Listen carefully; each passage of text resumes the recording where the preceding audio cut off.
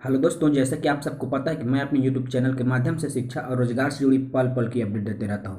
दोस्तों, आज इसी कड़ी में हम आपके लिए लेकर आए हैं केंद्रीय विद्यालय में एडमिशन प्रोसेस। अर्थात अपने बच्चों को हम केंद्रीय विद्यालय में यदि एडमिशन कराना चाहते हैं तो केंद्रीय विद्यालय में एडमिशन के लिए क्या क्या प्रोसीजर होता है, क्या क्या प्रोसेस अपनाना चाहिए, आज हम इस वीडियो में इनकी जानकारी प्राप्त करेंगे। दोस्तों यदि अभी तक आपने हमारे चैनल को सब्सक्राइब नहीं किया है तो चैनल को सब्सक्राइब जरूर कर लें। चलिए दोस्तों, बात करते हैं। देखिए, आपका केंद्रीय विद्यालय में एडमिशन के संबंध में कुछ महत्वपूर्ण तथ्य है। तो सत्र 2022-23 के लिए केंद्रीय विद्यालय की एडमिशन के संबंध में गाइडलाइन जारी की जा चुकी है दोस्तों, जिसके लिए आप इनके ऑफिशियल वेबसाइट में जाकर गाइडलाइन देख सकते हैं। देखिए, केंद्रीय विद्यालय में कक्षा 1 से सभी सीटों के लिए फ्रेश एडमिशन होता है, जिसमें आपका कक्षा 1 के लिए आपको ऑनलाइन आवेदन करना होगा। दोस्तों, यदि आप अपने बेटे बेटियों के लिए केंद्रीय विद्यालय में एडमिशन कराना चाहते हैं तो ऑनलाइन आवेदन करना होगा। आवेदन करने की तिथि 28 फरवरी 2022 से शुरू की जा चुकी है और 21 मार्च 2022 तक आवेदन की तिथि निर्धारित की गई है केंद्रीय विद्यालय संगठन के द्वारा। तो यदि आप अपने बेटे बेटियों को केंद्रीय विद्यालय में एडमिशन कराना चाहते हैं तो ऑनलाइन मोड में आवेदन कर सकते हैं। कक्षा 2 से ऊपर की कक्षाओं के लिए ऑफलाइन आवेदन करना होगा। देखिए दोस्तों, इस बात का बिल्कुल आप ध्यान रखें। यदि आप कक्षा 1 में एडमिशन कराना चाहते हैं तो इसके लिए आपको ऑनलाइन आवेदन करना होगा। साथ ही साथ कक्षा 2 में यदि आप एडमिशन कराना चाहते हैं तो ऑफलाइन मोड में आपको आवेदन करना होगा। यदि उस विद्यालय द्वारा वैकेंट पोस्ट के लिए आवेदन आमंत्रित किए जाते हैं तो अगर किसी विद्यालय में किसी कक्षा में सारे सीटें भर गई है तो वहाँ एडमिशन नहीं हो पाएगा दोस्तों। तो रिक्त सीटों के आधार पर ही आपका एडमिशन लिया जाएगा। सांसद कोटे के अंतर्गत यदि आप आते हैं, चेयरमैन कोटे के अंतर्गत आप आते हैं या उसके सिवाय हैं तो क्लास 2 में ऊपर की कक्षाओं के लिए ऑफलाइन आवेदन 8 अप्रैल 2022 से शुरू होंगे और 16 अप्रैल 2022 तक ऑफलाइन आवेदन किया जा सकेगा।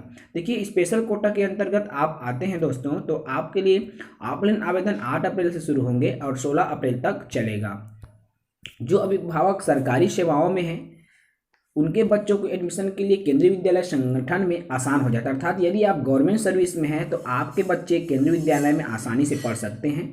इसके लिए आप फॉर्म भरते समय सर्विस कैटेगरी सावधानी पूर्वक भरें और आपके कितने ट्रांसफ़र हो चुके हैं उसकी भी जानकारी सही सही आप फॉर्म में दें। किसी के ज़्यादा ट्रांसफ़र हो तो एडमिशन भी उतना ही आसान होता है।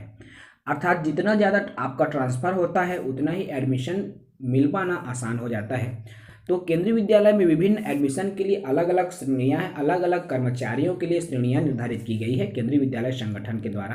तो देखिए दोस्तों, यदि आप केंद्र सरकार के कर्मचारी के अंतर्गत आते हैं, आपके बेटी बेटी हैं तो आप इसके लिए पात्र होंगे। साथ ही साथ केंद्र सरकार के जो स्वायत्त निकाय हैं उसके अंतर्गत भी आप पात्र होंगे, जिसके अंतर्गत आपका बैंक जैसे संस्थान आते हैं। राज्य सरकार के यदि आप कर्मचारी हैं तो आप पात्र होंगे। राज्य सरकार के स्वायत्त निकाय के यदि आप कर्मचारी हैं तो भी आप पात्र होंगे। जो किसी भी सरकारी सेवा में नहीं हैं वो भी पात्र होंगे, लेकिन प्राथमिकता सरकारी सेवा को दी जाती है, उनके लिए अलग से सीट आरक्षित रहता है। इन श्रेणियों के आधार पर एडमिशन हेतु प्राथमिकता तय होती है कि यदि मान लो 2 विद्यार्थी हैं, एक विद्यार्थी कैटेगरी 1 का है और एक कैटेगरी 3 का है, तो कैटेगरी 1 वाले विद्यार्थी का एडमिशन पहले होगा दोस्तों। तो इस बात को बिल्कुल आप ध्यान रखें। इसके अलावा कास्ट कैटेगरी भी मायने रखती है। आरक्षण की दायरा भी बेहद जरूरी है केंद्रीय विद्यालय में एडमिशन के लिए। जैसे दोस्तों देखिए, आरटीई में केवल कक्षा 1 में ही एडमिशन हो सकता है, तो बाकी क्लासेस में नहीं। इसके अलावा सिंगल गर्ल चाइल्ड का भी एडमिशन कोटा होता है। यदि हम इनके आयु सीमा की बात करें दोस्तों तो ये महत्वपूर्ण है कि एडमिशन के लिए, है ना, आयु सीमा एडमिशन के लिए बहुत ही महत्वपूर्ण है। राष्ट्रीय शिक्षा नीति के कारण क्लास 1 में एडमिशन के लिए आयु सीमा बढ़ा दी गई है। अगर आपको अपने बच्चे का एडमिशन कराना है कक्षा 1 में तो बच्चे की उम्र 31 मार्च 2022 तक 6 साल से कम ना हो और 8 साल से ज़्यादा भी ना हो।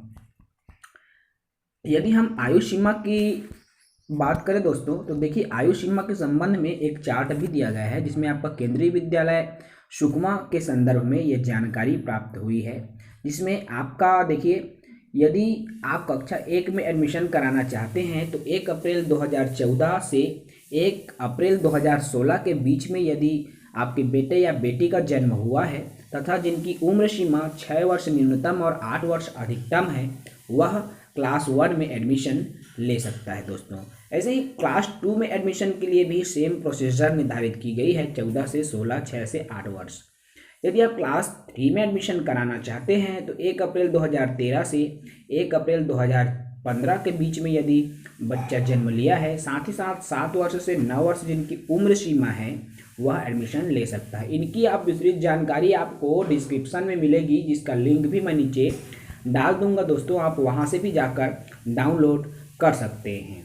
तो आपका भी सपना अब साकार हो जाएगा, क्योंकि केंद्रीय विद्यालय संगठन में बच्चों के लिए पढ़ाई हेतु एडमिशन की प्रक्रिया 29 एडमिशन की जो प्रक्रिया है दोस्तों, वह प्रारंभ कर दी गई है 28 फरवरी से, है ना। तो 28 फरवरी से एडमिशन की जो प्रक्रिया है प्रारंभ हो चुकी है और 21 मार्च 2022 तक एडमिशन की जो प्रक्रिया है ऑनलाइन मोड में चलेगी कक्षा 1 के लिए।